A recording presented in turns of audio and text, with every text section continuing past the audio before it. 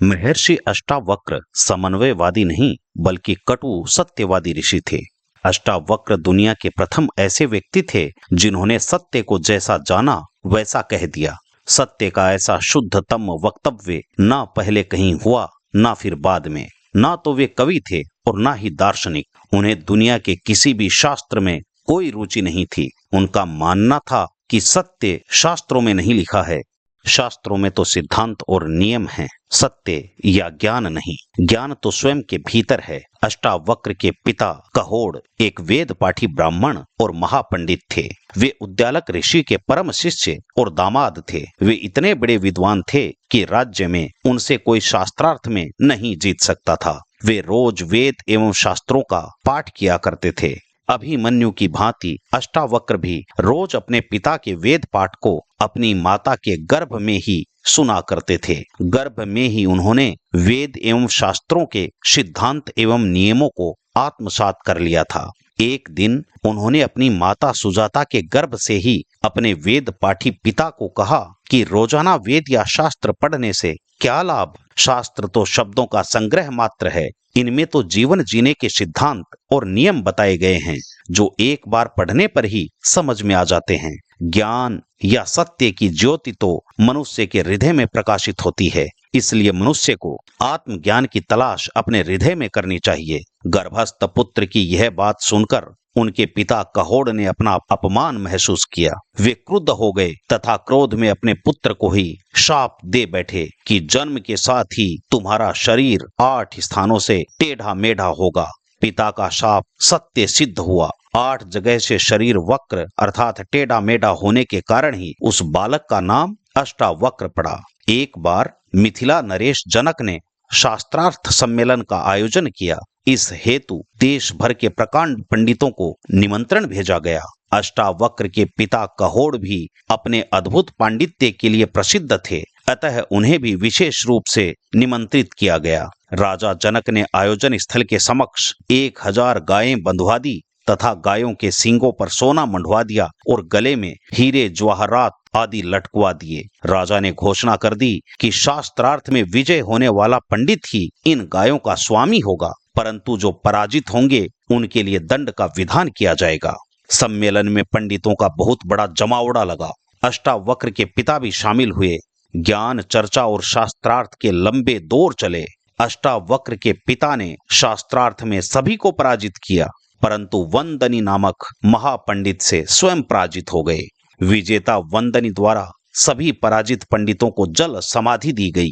इस घटना के कुछ ही दिनों बाद अष्टावक्र का जन्म हुआ। वे अपनी माता सुजाता के साथ अपने नाना उद्यालक ऋषि के आश्रम में रहा करते थे। उद्यालक ऋषि के पुत्र श्वेत केतु उनके मामा तथा सहचर थे। अपने पिता के संबंध में अष्टावक्र को कुछ भी नहीं बताया गया, परंतु एक दिन जब वे 12 वर्ष के हो चुके थे तब उन्होंने अपनी माँ से अपने पिता के बारे में सब कुछ जान लेने की जिद की। अंततः उनकी माता सुजाता ने अष्टावक्र को पिता के बारे में सब कुछ बता दिया। यह जानकर अष्टावक्र को बड़ा दुख हुआ और उन्होंने अहंकारी पंडित वंदनी से प्रतिशोध लेने की ठान ली। उसी क्षण 12 वर्षीय बालक अष्टावक्र महाराज जनक के राजमहल में जा पहुंचा। उस दिन भी राज्यसभा में शास्त्रार्थ हो रहा था, इसलिए द्वारपाल ने उस बालक को राजसभा में जाने की अनुमति नहीं दी। द्वारपाल ने कहा कि राज्यसभा में बालकों का प्रवेश वर्जित है, परंतु अष्टावक्र ने अपनी तीक्ष्ण बुद्धि से द्वारपाल को उत्तर दिया कि केवल बाल सफेद होने से ही कोई वृद्ध नहीं हो जाता। जिसने आत्मज्ञान प्राप्त कर लिया हो वह अवस्था में बालक होकर भी वृद्ध के समान ही होता है। अंततः द्वारपाल ने अष्टावक्र से प्रभावित होकर उन्हें अंदर जाने की अनुमति दे दी। अष्टावक्र जब राज्यसभा में पहुंचे तो उनके वक्र शरीर को देखकर सभा में मौजूद समस्त दरबारी और विद्वान पंडित अपनी हंसी नहीं रोक पाए। अष्टावक्र समझ गए कि ये सभी मेरे टेढ़े मेढ़े विकृत शरीर को देखकर हंस रहे हैं, इसलिए अष्टावक्र भी खिलखिलाकर जोर से हंस पड़े। अष्टावक्र को इस तरह हंसते देख राजा जनक ने कहा कि हे ब्राह्मण बालक, तुम्हारे इस तरह खिलखिलाकर हंसने का प्रयोजन समझ में नहीं आया। अष्टावक्र जी बोले कि हे महाराज, मैं यह देखकर हंस रहा हूँ कि इन चर्म भक्त मूर्खों की सभा में सत्य का निर्णय हो रहा है। मुझे तो द्वारपाल द्वारा बताया गया था कि राजसभा में शास्त्रार्थ हो रहा है, परंतु आश्चर्य कि जिस शास्त्रार्थ में ज्ञान चर्चा करने के लिए आत्मज्ञानी संत होने चाहिए थे, वहां ये शारीरिक सौंदर्य के उपासक चर्म भक्त मूर्ख क्या कर रहे हैं।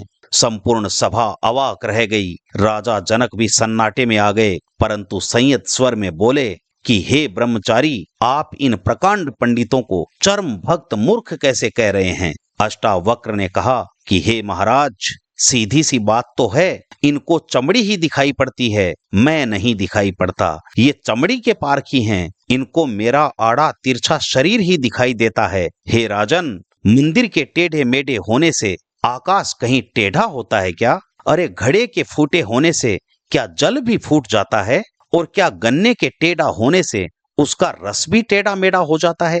अर्थात क्या गन्ने की मिठास कड़वाहट बन जाती है? क्या शरीर के टेढ़ा मेढ़ा होने से उसके भीतर का ज्ञान टेढ़ा मेढ़ा हो जाता है? इन मूर्खों को यदि इतना भी ज्ञान नहीं है तो फिर इन्हें चर्म भक्त नहीं तो और क्या कहूं। यह सुनकर मिथिलेश राजा जनक सन्न रह गए। जनक को अपराध बोध हुआ कि सब हंसे तो ठीक, लेकिन मैं भी इस बालक के शरीर को देखकर मन ही मन हंसा था। भी अष्टावक्र बोले कि हे राजन, मैं उस अहंकारी पंडित वंदनी से शास्त्रार्थ करना चाहता हूँ।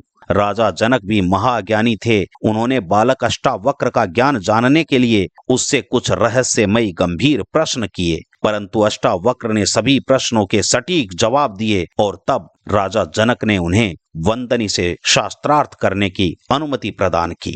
महापंडित वंदनी से अष्टावक्र का लंबा शास्त्रार्थ चला, परंतु अंततः वंदनी निरुत्तर हो गए और बालक अष्टावक्र के चरणों में आ गिरे। अष्टावक्र ने कहा कि हे महाराज, इस अहंकारी पंडित ने अनेक निर्दोष ब्राह्मण विद्वानों को जल समाधि दे दी, अतः अब इसे भी जल समाधि दी जाए। वंदनी ने कहा कि हे महाराज, वरुण देव मेरे पिता हैं। मैंने सभी ब्राह्मण पंडित अपने पिता की शरण में भेजे थे, अब मैं उन्हें पुनः मुक्त करवा सकता हूँ। वंदनी ने अष्टावक्र के पिता सहित सभी ब्राह्मणों को राजसभा में खड़ा कर दिया। सभी ब्राह्मणों की मुक्ति करवाने के बाद अष्टावक्र अपने पिता के साथ अपने घर लौटे। पिता अपने पुत्र की विद्वता से बेहद प्रभावित हुए तथा आशीर्वाद दिया कि हे पुत्र, समंगा नदी में स्नान करने से तुम मेरे शाप से मुक्त हो जाओगे और तुम्हारा शरीर पूर्णतः सही हो जाएगा। समंगा नदी में स्नान कर अष्टावक्र सुंदर शरीर के स्वामी बने।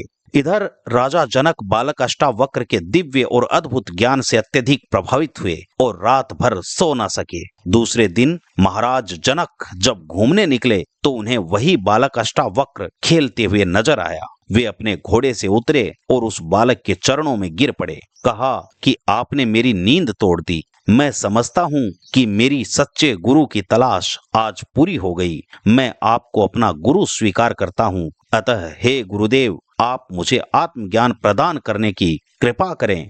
अष्टावक्र से ज्ञान प्राप्त कर राजा जनक आत्मज्ञानी बने तथा विदेह कहलाए। दोस्तों, इसी प्रकार की पौराणिक कथाएं सुनने के लिए हमारे चैनल को सब्सक्राइब जरूर करें। अगर वीडियो पसंद आया तो लाइक, शेयर और कमेंट भी करें। बहुत बहुत धन्यवाद।